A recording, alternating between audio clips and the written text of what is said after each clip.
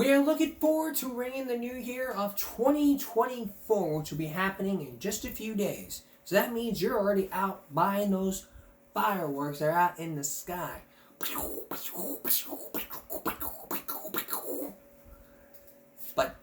if you're planning on doing that, the Corpus Christi Fire Department urges the public to be cautious when using fireworks this New Year's Eve. Because as you know, like we talked about,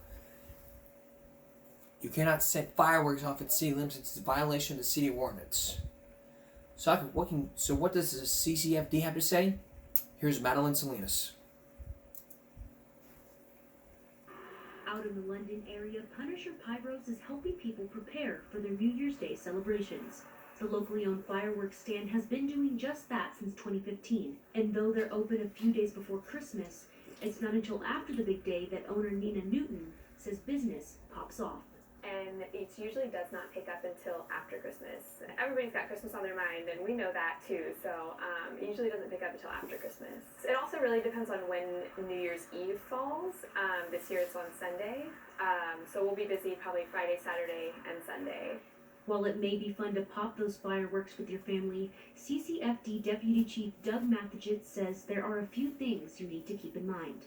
It's against the law to get city ordinance pop fireworks in the city of Corpus Christi city limits. You have to go out to the county and outside of the city limits in order to enjoy those fireworks. He adds it's not just the residential neighborhoods that are off limits to popping fireworks. He says the biggest risk lies on our beaches. That is probably our highest risk area because we end up getting into the dunes and the grass and where there's a lot of vegetation, dry vegetation, and that causes a lot of grass fires. Another thing that people tend to do during New Year's Eve celebrations that is also against the law is shooting off firearms into the air. Something that Mathejitz says is extremely dangerous and could seriously hurt someone. What goes up must come down, and unfortunately when they come down, they can strike people. They're going to land somewhere, and they can strike. We've had them where they've struck individuals, they've struck houses, cars, things like that. All of that a reminder of just how important it is to celebrate safely. If you would like to report fireworks that you hear going off within the city limits, Mathejitz recommends you call the fire department's non-emergency hotline. That number can be found at the bottom of your screen. We'll also have a link to that number along with this story at KIIITV.com. Leslie, Mike. All right, thanks for that, Madeline. We have to be safe when it comes to stuff like this. And now when the new year hits, everybody will want to be eating. Would want to be eating right. So how can you have a healthy habit when it comes into the new year? Here's Brian Burns. From derailing those healthy habits. I am, after this walk, going to go home and make a pumpkin pie, which I plan to eat on my own over the next 2 to 3 days. So yes, I do overindulge. Natalie Forshaw is someone we found along Ocean Drive walking for exercise, and she says she has trouble staying on her health goals this time of year. The friend of mine in Kansas who sent me a box of baked goods, and it cost her probably more to send it than to actually bake the goods. That happened a week ago. All those goodies are gone. A new national survey by the Ohio State University Wexner Medical Center finds the most festive time of the year may also be the most unhealthiest. A lot of my patients will actually say things like, I know what I need to do. It's the doing that's really hard, right? And that's common for most of us. The survey found 2/3 of Americans overindulge in food, more than 2 in 5 take a break from exercising, and more than half of us are constantly tired and have less time for ourselves. Family medicine physician Dr. Barbara Bauer says one little word can go a long way in making your health a priority. Always remember that you can always just say no. If you know that grandma is going to make an amazing cake and you look forward to it every year, then yes, indulge in that. But maybe the next time you go to a friend's house, just don't eat the dessert. Boy, you think this would be easy, but if you stop looking at all the good things in the refrigerator, especially during the holidays, it might be good for you. Experts say keeping your schedule as consistent as possible, even if you're off from school or work, can maintain that normalcy and help keep all of your other healthy pieces of the puzzle, like exercise routines and healthy eating, in place. But for Natalie, the future is a question. I've actually had this week off from work, so I've been able to walk a little more than usual, so who knows? Wishing you a healthy new year, Brian Burns, 3 News. All right, Brian, thank you very much for that. And we can all be healthy this next year. I mean, everyone's got their own habits. I mean, if you see my whole throat, I mean, I'm up to like 170 pounds right now. I lost a lot of weight. I used to be like 200 pounds. If you saw the previous video, I've had like a lot of fat on me. But looking at me, looking at this neck, you could say I've lost a lot of weight. I'm up now to 170 some pounds. How? Simple. Exercising, walking. I am the king of walking. You should damn well know that. So let's waste some common sense here by just saying, hey, eat healthy. And if you eat healthy, you could create good eating habits or eating patterns, depending on how you. I got nothing better to say here, but we still got a whole show to go on. All right, will Sandy and Julie ever forgive their foster mother? Coming up, both of the foster kids tell their side of the story about what it's like growing up with the foster parents and the foster brother and sister. Margaret Larson with the conclusion to the ties that bind. Stay with us. Saturday, I brought you the story of the Lux family. Anne and Mike Lux, who wanted to adopt 2 more kids after having 3 more kids, 3 biological children. But the agency told them what all they can, and they just said, well, that's all you need to know. If you've been watching, you've been knowing that a lot of them have been in trouble. One of them's married, and now the other is landed in jail. But what was really going on back then? Back then in Lux's home, you're about to hear 2 sides of the tale from the sisters. Once again, Margaret Larson. 2 sisters, born just a year apart and raised together, today live very different lives. Are you having fun? Julie is 26, a wife and mother of 2 young boys, leading a quiet life in a suburban neighborhood. But Sandy, who disappears so often her parents occasionally report her missing, is at 27 a prostitute and drug addict. Why did one sister's life go so disastrously off track? Their parents believe one answer was buried in the girl's medical files, something they didn't find out for years. I think that the deck was stacked against Sandy very early on, and at a point where her experiences were really pretty much beyond her control. Sandy says one of her psychiatrists told her that she had been physically traumatized as a young child, treated for a fractured skull and broken ribs before her adoption, and he suspected she'd been sexually abused as well. Whatever abuse Julie had suffered appeared less severe, and unlike her sister, she had no memory of anything before her life with the Luxes. What's your first memory of being with them? It'd be about, I guess, I don't know how old I'd be. I was making mud pies in the sandbox. She also recalls doing troubling things she still can't figure out, like stockpiling food in her bedroom. Sandy and I had talked about this, taking food up there and storing it. Why do you think you might have done something like that? Probably just afraid we weren't going to get to eat again. What do you remember about school? I loved school. I was terrible at school, but I did like school. Were you concerned about your grades? Yes, I really wanted to make good grades, and it just didn't seem like I could. Julie remembers feeling intense pressure from her parents about school performance and being in trouble much of the time. What she doesn't remember is the kind of affection that seemed to flow so naturally to the biological kids. And that's a memory that still hurts. I was really depressed growing up as a teenager. I didn't understand why I wasn't good enough for fell out smoothly. Sandy didn't understand either. When we found her, she was still on the streets and still angry about her upbringing. She agreed to talk to us only about her childhood. What do you remember about coming to live with Alexis? Do you remember the day you got there? Yeah, I remember. I knew it was permanent, and I didn't. I wasn't happy with it. The little girl who dumped sand all over the yard and seemed not to hear anyone knew her biological mother was gone for good.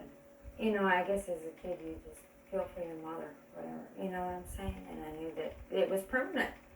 You know, I wasn't. You know, she wasn't coming. When you met the other kids, what'd you think about them? Intimidated. By what? That this wasn't where I belonged. She was the child who didn't want anyone to touch her, the one who violently rocked herself to sleep. It like soothed me.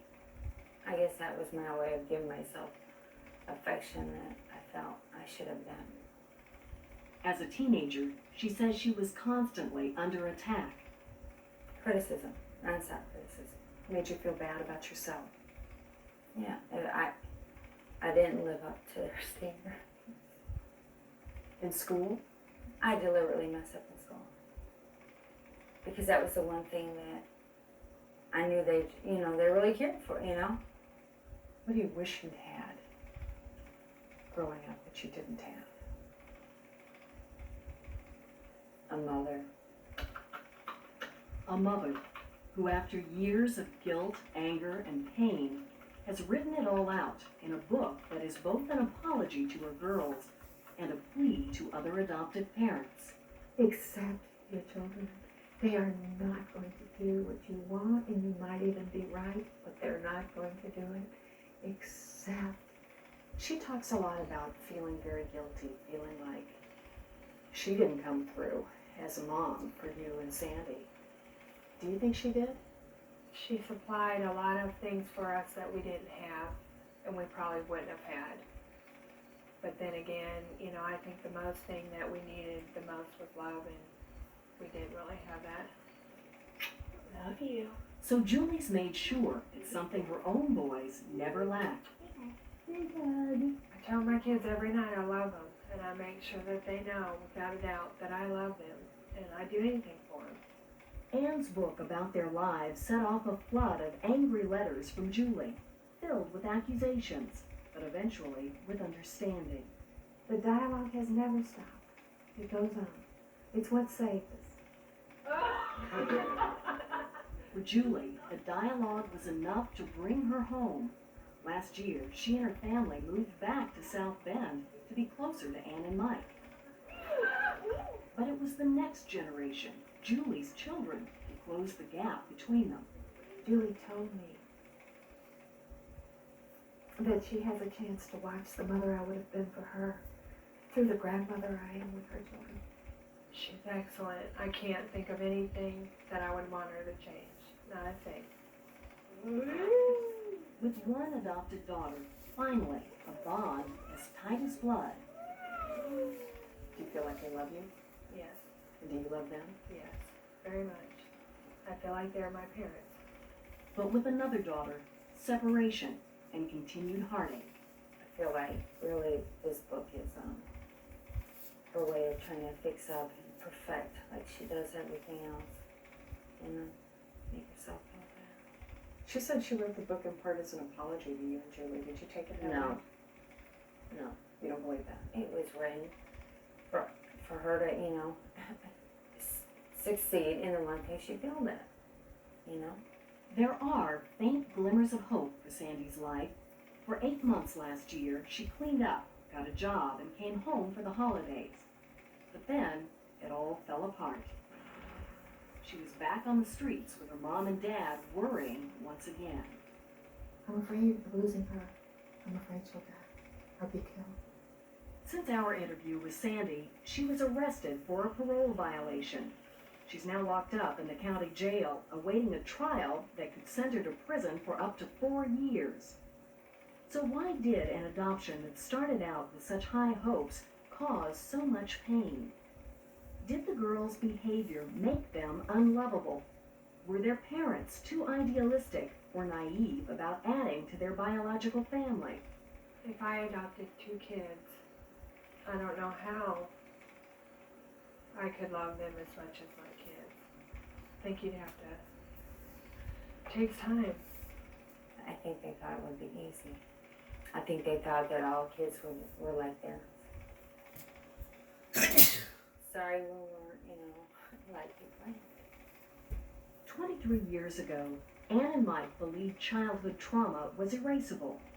Now they wonder if the girls' abuse set behavior in motion that the most devoted parenting couldn't change. I think there are ways in which we could have been better parents, but I don't know that the results would have been dramatically different. For Anne, there is acceptance now of the limits of hope, and an answer, finally, to a question she once dreaded, a question a young Julie asked repeatedly years ago. Are you glad you adopted us, Mom? Are you glad you adopted us, Mom?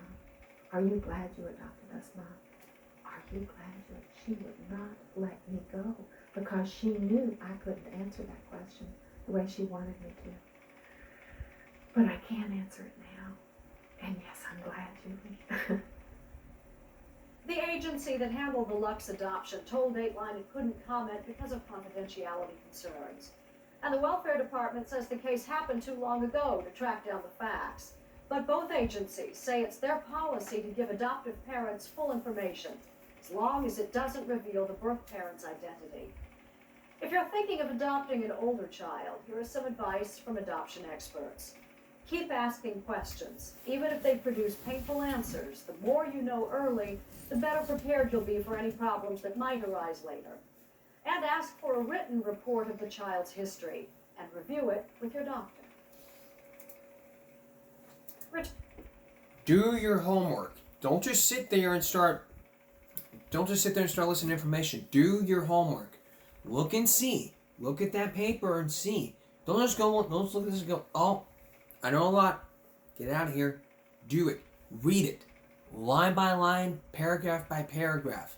Read it. If you need to make a copy of it, copy it down on a piece of paper. Or you can ask the adoption agency to make a copy for you so that way you won't lose it. If they say no, then get a piece of paper out and start writing it down. Write it down. And keep it somewhere you'll know. And because the next time you ask, okay, why is you acting like this?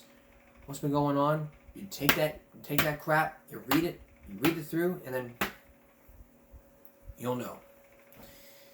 Now that we got this over with, let's look at some comments from all of you. This was from last year. Actually, coming up, we're going to read your comments from this video, and then another story about Benny Hinn. Probably or probably not. We'll be right back. Stay with us. Now let's look at your comments from my latest video, from the video I uploaded last year, that ties that bind. This is from part 2. This was so interesting to watch. I am glad that the parents acknowledged their mistakes. I do believe the mom had that she truly is sad how she failed, but the agency is at fault also. They didn't tell the parents what baggage the girls came with. Having known the parents could have given much deeper thinking about it if they've been capable of handling the girls or not. I feel sad for the older girl. She is so beautiful. She could become a model or anything. And she seems nice and interesting and really could get help before it's too late. The younger one seems so lovely and is a wonderful mom. I'm sure. Also, I know it's a fair biological to suddenly have to get used to new children, and like this case with huge problems that changes the whole family dynamics. I would love to hear from honest thoughts of the bio kids in this family, and to know if they wish their parents had never adopted. Alright, 2 years ago. I know I come from 9 siblings. I have 30 nephews and nieces, 4 biological children, rarely raised half my nephews off and on. I knew their history and I knew what they're older adults now doing well in life. I would never change one thing in my life I had done. I feel real bad for those parents who have those 2 girls. We love the older daughter is doing better. She's able to manage her family. Trying to help her. This and this.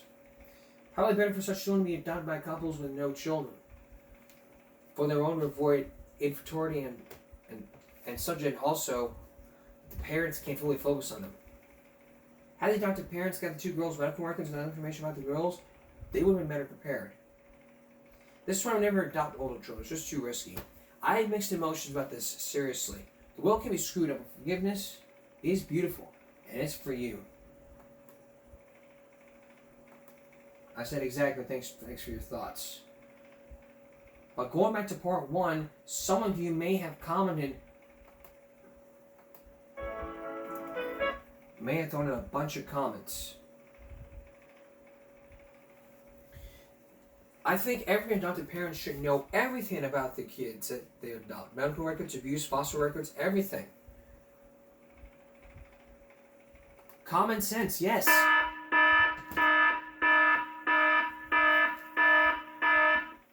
Yes, there is some common sense out there. And you're right.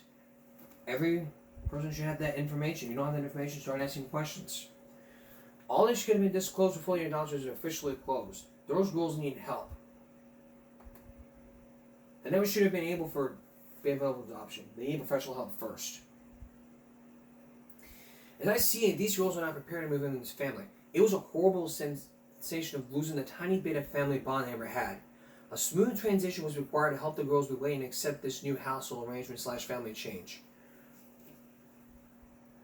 As other abused children, these girls live well on their own, regardless of surrounding. I mean, this is too much to read.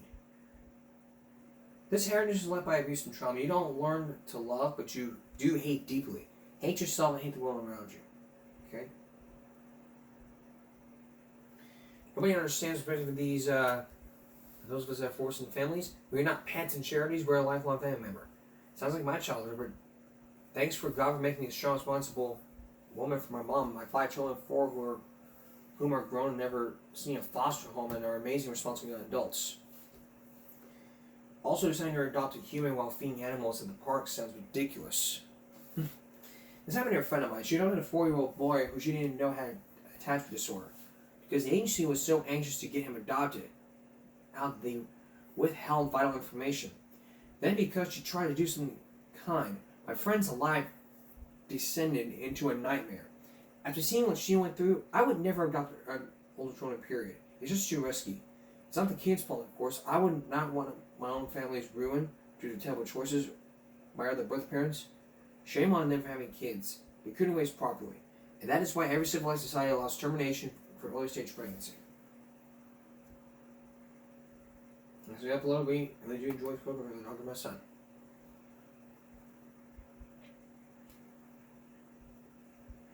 But yes, if you need to find more information about this, you need to talk to an adoption agency in your state, in your county, and start asking questions. Like I said before the break, you need to do your homework. Look and see. Look at that record and memorize it. If you need to write it down on a piece of paper, if they let you, that's okay. If they say no, it's not allowed, then you need to start memorizing it line by line and paragraph by paragraph.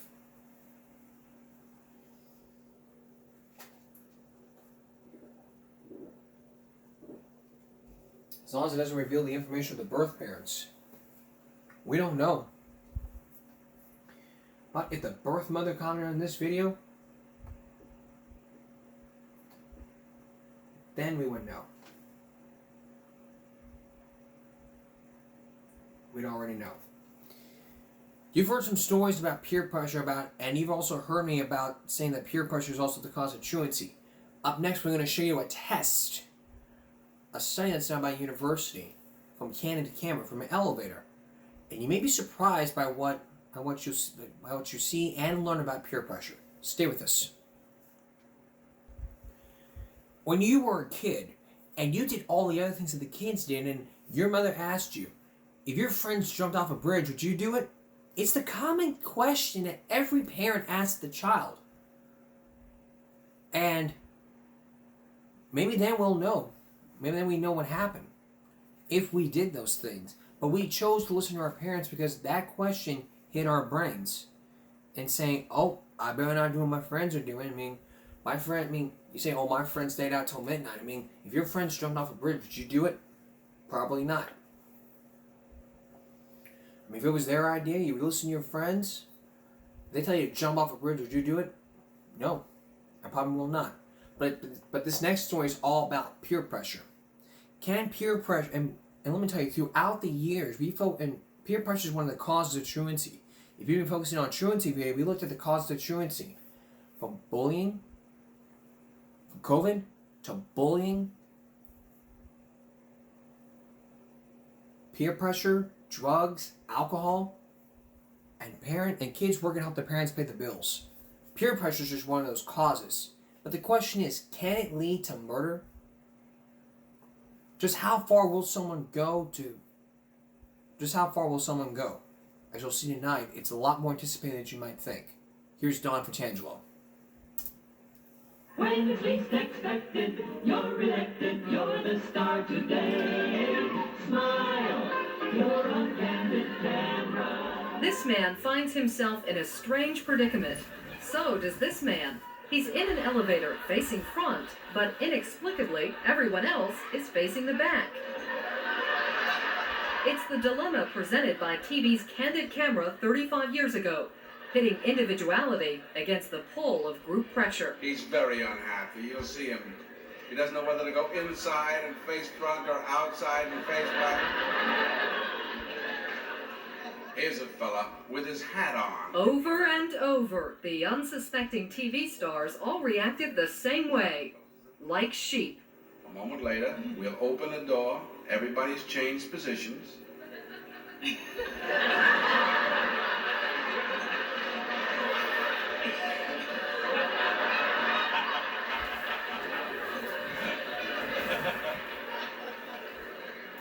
Although it was just for laughs, Candid Camera also raised serious questions about conformity for all of us. Would you be strong enough to stand up for yourself if you're a minority of one? What is conformity? Conformity is when we give in to the group. Social psychologist Dr. Anthony Pretkanis has studied conformity for 2 decades. On some occasions, on many occasions, it can be very, very difficult and very, very negative. So for instance, when the group is wrong and you're right, conformity is bad. How powerful is the pull of negative group pressure? We wanted to know. So Dateline enlisted Professor Pretkanis and his psychology students at the University of California, Santa Cruz to replicate Dr. Solomon Asch's classic 1950s conformity study. They did what Asch did. Design a simple exercise matching the line on the left with the one of identical length on the right, and then have the students who were plants give intentionally wrong answers, claiming, for example, line 1 on this card is the right match. 1.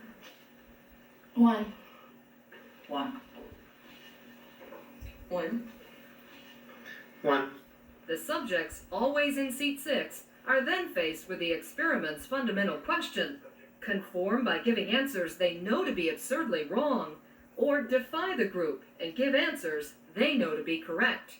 Go ahead. And there was one more part of the experiment, designed to draw the subjects in and make the exercise more convincing. 2. Initially, the plants actually give the correct answers. 2. 2. 2. 2. At least the first few times. We have consensus. But as the rounds continue and the plants do give those wrong answers, try playing along. Watch these subjects, who were told they were part of a visual perception experiment, respond to the mounting pressure of the group solidarity, and ask yourself, what would you do? We'll start with Marie. As she hears the clearly wrong answers, 1. She glances at the leader, seemingly for help, yet she sticks to her guns and defies the group. 3. And keeps disagreeing. 3. Although her resistance is never easy. 1. As Marie stares intently at this card, she can't believe her ears. 1. The urge to join the group and conform builds with each wrong answer. and she suffers for every right answer she gives. 2, What does she finally do? 3, 3. 2. She would not conform. You see the worry on her face, the concern. Very painful to stand up to the group, but she stood up to the group. It was hard for her to do that. Yes, because the pressure of I might be wrong, I might be the fool here. There was a lot of pressure in that room. There was a lot of tension that I felt. I can see where somebody would buckle and just lose it. And you didn't like being different. No, but I didn't want to be wrong either. Up next, Brian. What will he do? 1. The first few times the plants pick the obviously incorrect line, Brian confidently defies the group. 1. 3. Confident because just look at the card. Of course, the only logical answer is 3. And this card, nobody could possibly say anything but 3 is the correct answer here as well, right? Just watch. 2. Notice Brian's eyes start to droop, and listen to his voice get softer 3. when the group gets it wrong again. And again. 3. 3. 2. For 4 rounds now, he's been fighting the good fight against conformity. 3. 3. But with the pressure mounting, 3. 3. 3. he just can't fight anymore. 3. And in succeeding rounds with Brian continuing to give answers he knows to be wrong, 2. he only gets sadder and softer. 3. By the final trial, he's a thoroughly beaten man. 1. I gave up. 1. There were times when I didn't even look at the lines and said the answer. I became quiet, decided that I wasn't playing the game right, so I just played along. One of the participants in our demonstration was a bit different. This man, George, older and an artist. Basically, I consider myself to be a nonconformist. And one of the student plants sized him up exactly that way. I felt he would take one look at us and say, bunch of kids, and then go his own way. Would he? 2. 2. 3. 2. 3. He holds out for 2 rounds. But what happens on the very next round? 3. 3. 3. 3. 3. A total reversal. And what about the next round? 3. 1. 3. 3. George, it so happens, not only goes along, he dives in head first. 1. He gives wrong answers with an air of total certainty. 3. I didn't want to be different anymore. The pressure got to me, and I caved in. 3. 3. Even though I knew it wasn't the truth, it made me feel more comfortable. Of all the subjects, George conformed the most, the last 9 times in a row. I'm the faculty running this experiment. Dr. Predkanis acknowledges that despite decades of research by social psychologists, there is no way of predicting with certainty what George or the other subjects would do. It's important that we walk into situations and say, hey, I'm a human being. It could happen to me. In the conformity test you just saw, nearly 60% of the subjects, 9 of 16, succumbed to the group pressure. These results, a half-century later, essentially support the findings in Dr. Solomon Asch's original 1950 experiment. And today, in everyday life, all of us are influenced by group pressure. Whether it's in fashion trends, doing the wave at sporting events, or following the herd in business, This way? I don't know. as this TV commercial humorously suggests. Going along to get along is one thing, but what if you were ordered to conform and do something against your better nature? Obedience to authority is another kind of conformity, and 35 years ago it was tested to its limits in science's most controversial and shocking conformity experiment ever. Let me out of here. You have no right to keep me here. Let me out. Let me out of here. Let me out. Continue, please. It's called the Milgram Obedience Study, And what you're about to see has rarely been seen on network television. When we come back, we'll learn more about conformity, and you'll see that experiment that was being done years ago, and it's the first time you'll see it on Give Me a Break. Stay with us. Now returning to our story, you've seen how peer pressure can have people give out the wrong answers and look at other people. But now you're about to see a test that's really been seen, and it's the first you'll see on Give Me a Break. Just how far will someone go? Once again, here's Don Fratangelo.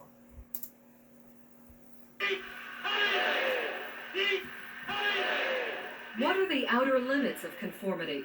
Historically, it's the Holocaust, where a single authority figure, Adolf Hitler, influenced countless others to act against reason and good conscience. Here at Yale University in the early 1960s, psychology professor Stanley Milgram wondered whether the Holocaust was a uniquely German experience, or, under similar circumstances, would any one of us have the same capacity for evil? That experiment in the history of social psychology was earth-shaking. Here's how the Milgram experiment worked. Subjects like this man were told they were part of a study on memory and punishment. Punishment they would deliver to this man from this ominous-looking machine. This machine generates electric shocks. The subjects were told they'd have to give the man shocks after every wrong answer in the memory test, and the voltage would increase from slight at 15 to intense at 255 to the unimaginable at 450. But what the subjects didn't know was that the machine wasn't real, and it wasn't a memory test at all. It was a test of obedience, to see if everyday people would inflict pain on others just because an authority figure told them to. You want to step right in here? The subjects also didn't know that these two people, the man in the lab coat who was running the experiment and the man receiving the shocks, were Milgram accomplices. The man in the lab coat, really a young high school teacher, gained instant credibility with subjects he had never met before, simply by acting in charge and sounding and looking like a scientist. And this electrode paste is to provide a good contact to avoid any blister or burn.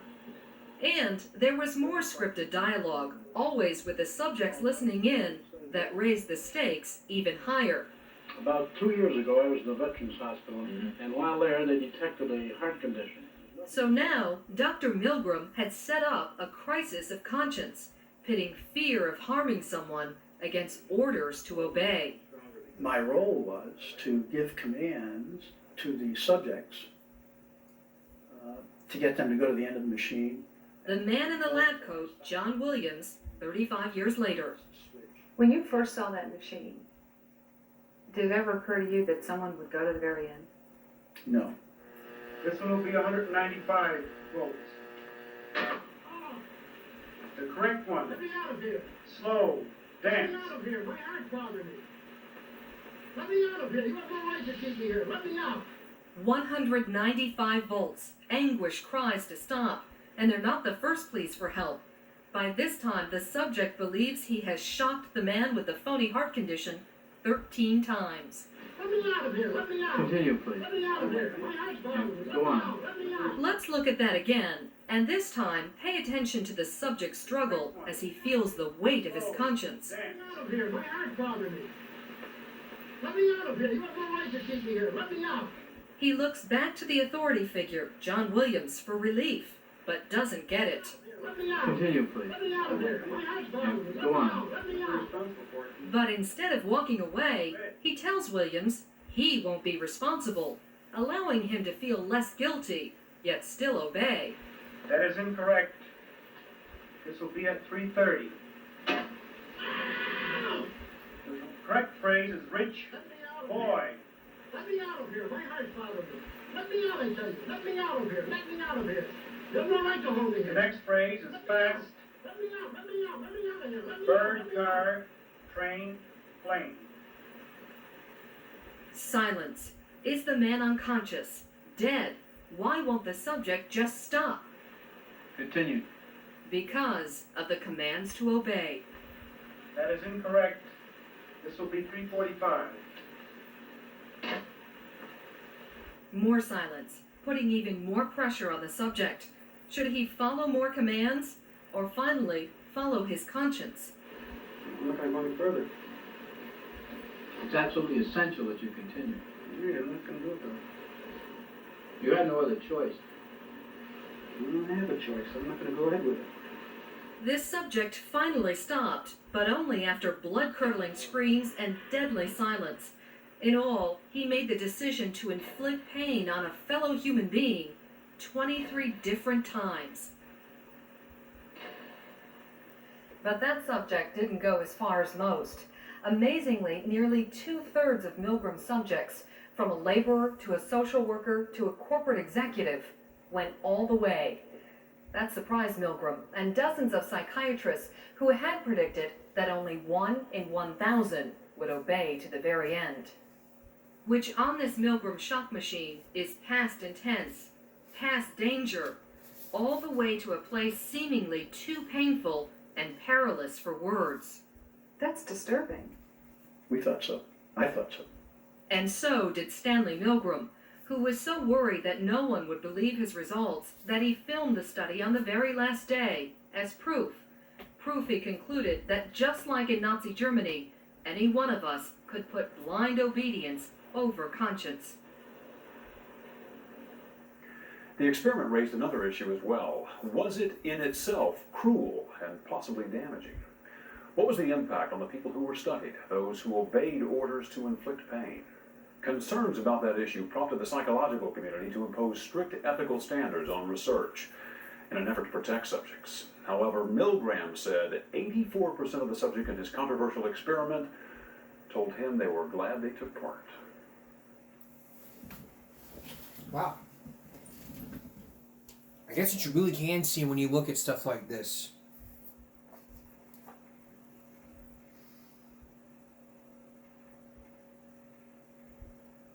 depends on how you look at it. Like, is the glass half empty, is the glass half full? Are you disobedient or are you obedient? It all depends on how you look at it. Are you disobedient or are you obedient? Obedient means you're responding to the command that's going to be given to you. Disobedience is when you refuse to follow the orders, to direct orders that are given to you. I mean, insubordination has been a key function in every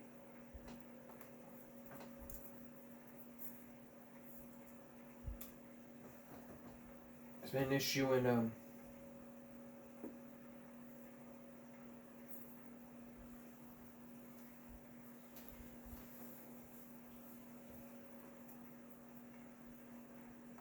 it's been an issue in every school situation that you've ever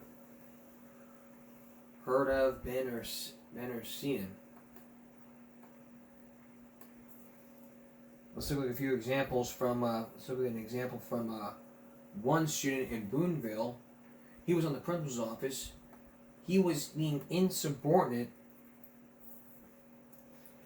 because he refused to get his books out of the car. Take a look. Don't you dare disrespect your mother in this room with me. Insubordination has been an issue in any school that I've heard of, seen, or been in. Absolutely, sir. One of our teachers came to me with a disciplinary referral that she had on a student that was being insubordinate in her class.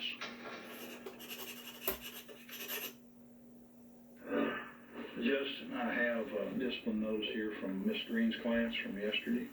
No, I've been in Mr. Halter's office a couple times. It's not that big a deal for me anymore. And tell me the whole story as you saw it. I was sitting at the table and Miss Green said, "What are you doing, Justin?" I said, "Sitting here right now." And she said, "Well, you need to be doing something." I told her that I left my books in my truck. I think she said, "That's your problem," or "That's not my problem," or something like that. Did you ask to go get them? I don't know. I'm not sure.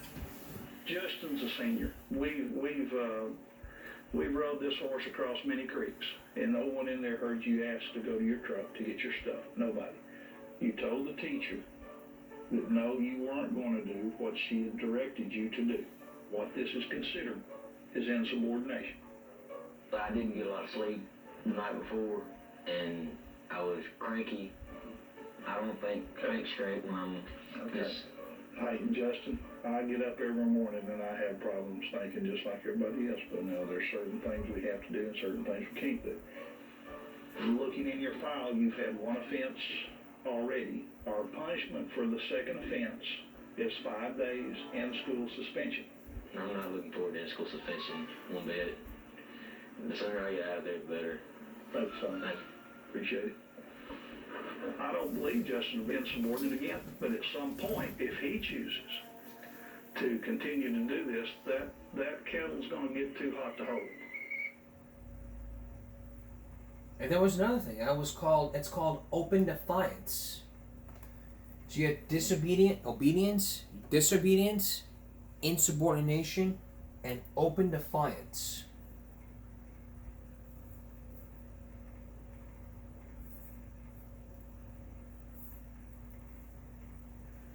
The definition of open defiance is a noun that means open or bold resistance to disregard for authority, opposition, or power. In another example, one student decided to print pictures, even though the school told him not to do that again.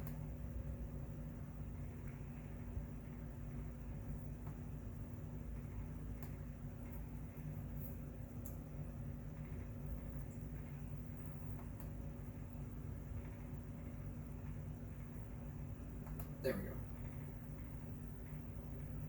A student, Ron, who went mittens all throughout the school day, and the teacher asked him to take them off, and he refused.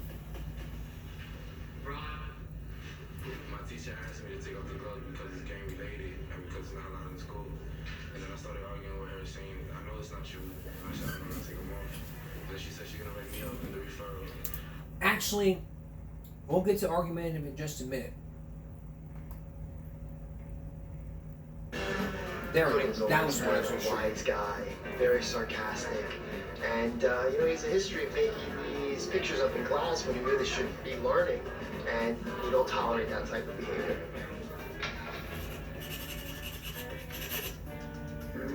Mr. Pevney said that he caught you printing these out, sort of like he did last year, and we specifically told you you cannot do this anymore. You mind explaining this one to me? Well, that one. I thought that since your new job, I thought that symbolized power. Sitting on a T-Rex. Me riding a dinosaur in Tokyo. Like a power. You're a powerful man. On a T-Rex riding around. Taking charge of the people. Well, he was on top of a Tyrannosaurus Rex, which a big Tyrannosaurus Rex are very powerful creatures. Principal is a powerful person. What about this one?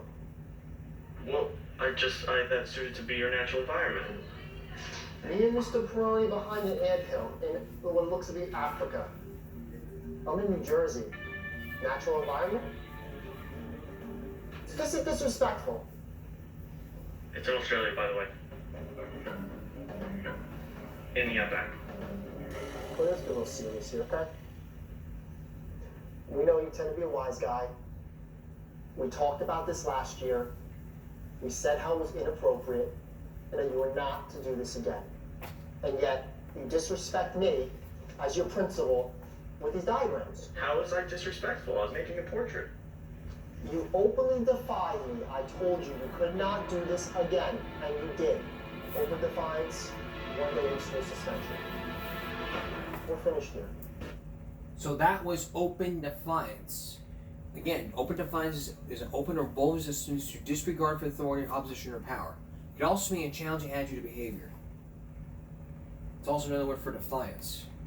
So you've got obedience, disobedience, insubordination, open defiance, and now a big word. And I often use this. It's called argumentative. And a lot of people ask, what does that mean? Argumentative is an adjective given to expressing divergent opposite views. In American legal system, argumentative is an evidently objection raised in response to a question which prompts a witness to draw inferences from facts of the case. trying to argue, showing a tendency to disagree and argue with people in an angry way, disputations, he became an argumentative when confronting the allegation. Let's take a note of this kid that was in the office.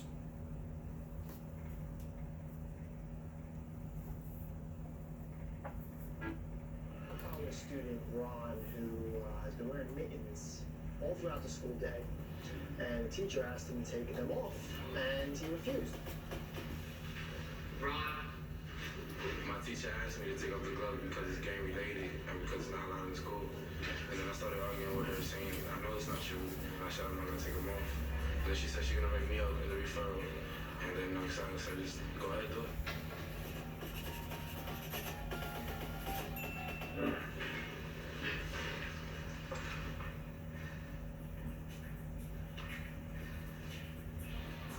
Hey Ron, what do you think the temperature is in the school? I don't know. About 70, 72, 73? I guess, yeah. Why do you wear mittens? Because I like it. You afraid of germs that you can touch in a locker in the bathroom or something? You know, like you live in New York, I can say anywhere else, that's normal. Would they have the mittens posse down there? No, it's If I was walking around school all day, wearing those, would I stick out? I guess you would, yeah. But here's the problem, Ron. Teacher asked you to take them off and you refused, and you became argumentative. Then you can't do that, Ron. If you're told to do something, you do it, and then you bring it up with us.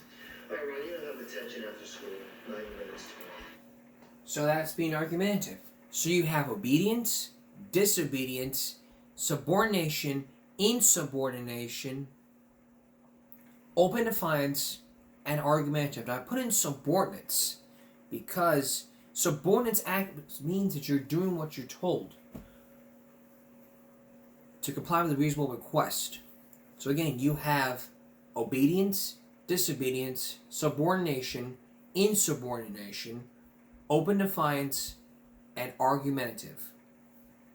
That's the whole thing, and the experiment you just saw, it's like all these kids in these videos getting punishments.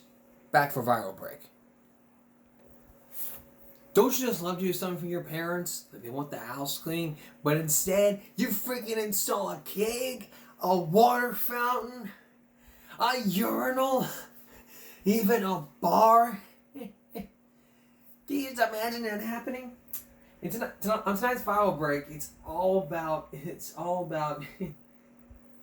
Corbin Mellett with over 200,000 subscribers and almost 160 videos.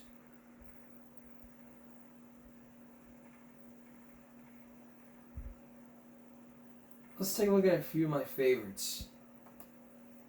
This is where he puts the urinal. My parents' dining room. My parents are remodeling the bathroom, so in the meantime, I thought it'd be a great gift to get them a urinal. And my dad loved it, but my mom wasn't too happy about it.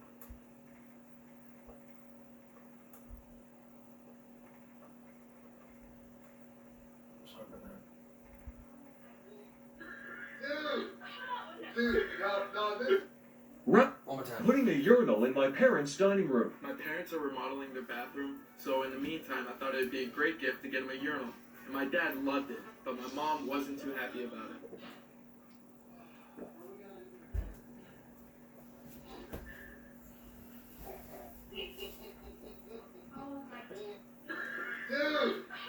Dude, no, this is funny. This is good.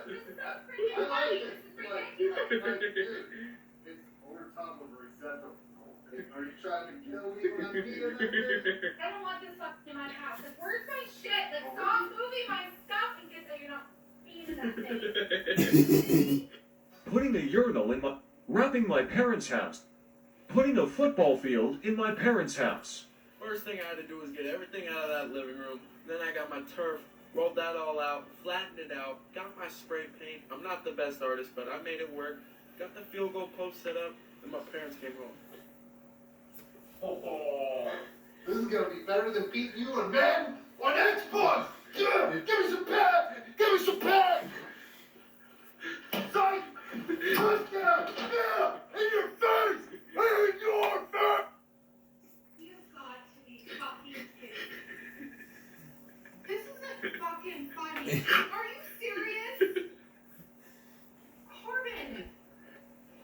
foot.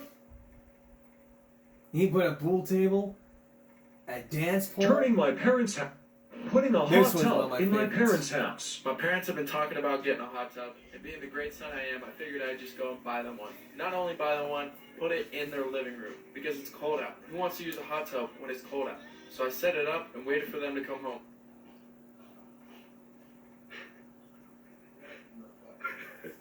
At least try it.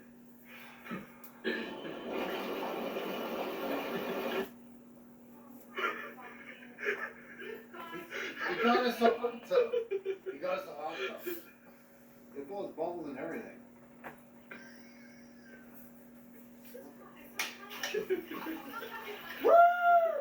Putting a hot tub in my parents' house. Covering my parents' kitchen. Putting a tire swing. Putting a bar in my parents' house. Last week I put a keg in my parents' house and my mom was not happy. And I thought to myself, okay, maybe she's right. Nobody just wants a keg sitting in their house. But who doesn't want a bar? So I went out, bought this bar, I even put signs up, I put the keg back there, grabbed some wine, grabbed some vodka, then they came home. Oh, hell yeah! That's what I'm talking about, man. What do we got on draft? As you can see, my dad loved it, but my mom, Jeez, Alec.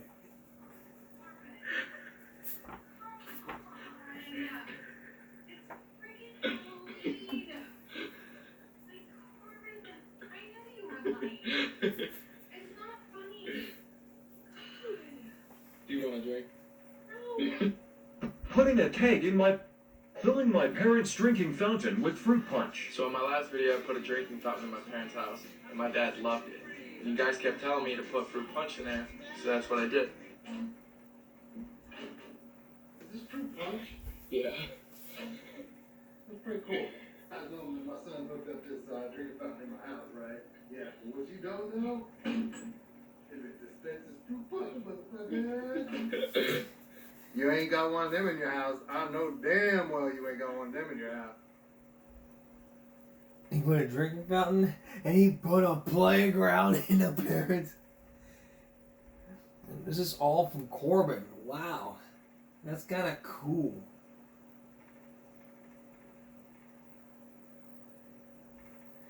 Well, let's give props to Corbin. The best of the best ever. Coming tomorrow, Human Break Wednesday, look at televangelists. You have W.V. Grant, Larry Lee, and Robert Tilton. A look at how they probably rip you off. A look at televangelists. Then come up on Friday, it's Benny Hinn. Pastor Benny Hinn. The same thing as those three. But, is he a scam or just a preacher? Find out soon.